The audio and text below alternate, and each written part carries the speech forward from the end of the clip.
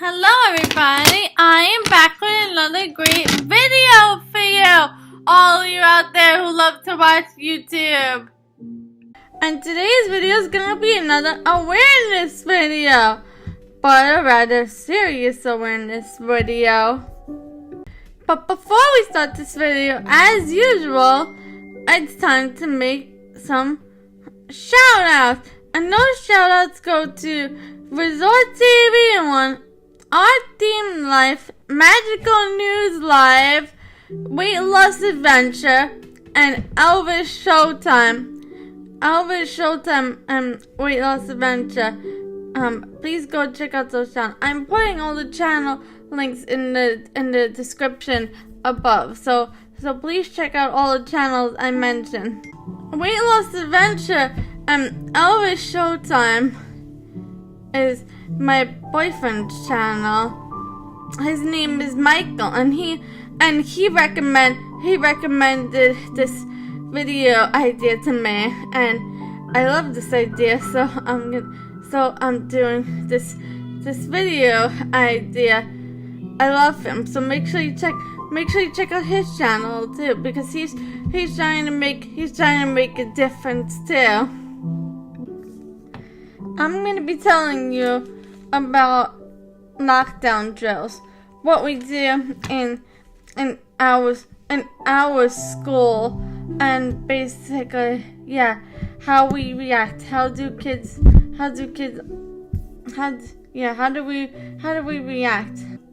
We had a lockdown drill on Wednesday, I believe it was. I think it was Wednesday. We had a lockdown drill, and so basically it wasn't like a regular lockdown drill, because what happened was, usually when we have lockdown drills, what we do is they make an announcement on the loudspeaker saying, okay, we are now in a soft lockdown drill. And so we all get up and we go to the back of the classroom, and we turn off all the lights, we lock the door, and we close the shade when we're all in the back of the classroom. But for this particular lockdown drill, I was in English at the time, and so what happened was, we were doing a lockdown drill, and it's on the first floor of my English classroom by the auditorium, and in there are soundproof rooms. So I was in one of the soundproof rooms, and it was so dark in there, which, by the way, I know darkness could be scary for some people, and it was a little scary for me. I gotta admit. And so what happened was, I was a bit nervous at the time. Since the room was pitch black, you couldn't see anything in that soundproof room. And usually in like other classrooms, you could see some sort of light. It's not pitch black. And then this is what we did differently. Then the fire alarm started to go off, which was unusual, because the fire alarm doesn't go off during lockdown drills. So me and the other kids, we were scared. I was getting very, very anxious and very, very nervous, because, well, my power wasn't there, and usually for me, and I think other kids on the spectrum too, need that one person there who they really, really trust, who they feel safe with. And so when that smoke alarm was going off, it was a major change. It was a major change for me, because they don't usually do that. I didn't know why it was going off, and so it was scary. And for some people, it was, for some people on the spectrum, as I mentioned in my previous videos, sound could really bother people's ears who are on the spectrum, because we have very sensitive senses.